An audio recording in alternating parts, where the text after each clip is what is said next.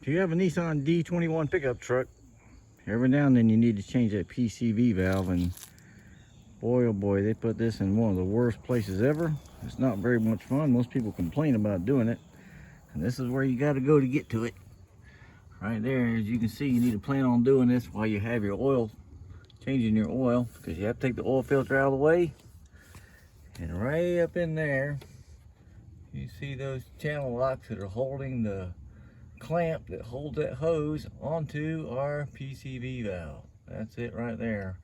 Takes a 19mm wrench to take that PCV valve all out, to loosen it up. It's threaded into that big metal piece of the engine there. So this is where you gotta be.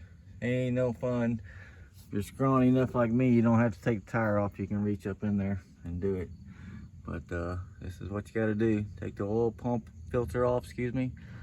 Pull that clamp off. I just left the needle, the vice grip on there, so I don't have to take that clamp back and forth loose. I can slide it back out of the way, reach up with a screwdriver, pry that hose off the end of your PCV valve, and unthread it. Reverse order of installation. So hope this gives everybody a good view of what you got to do. It's the only way you're going to get to it. So appreciate everybody watching. See you next time.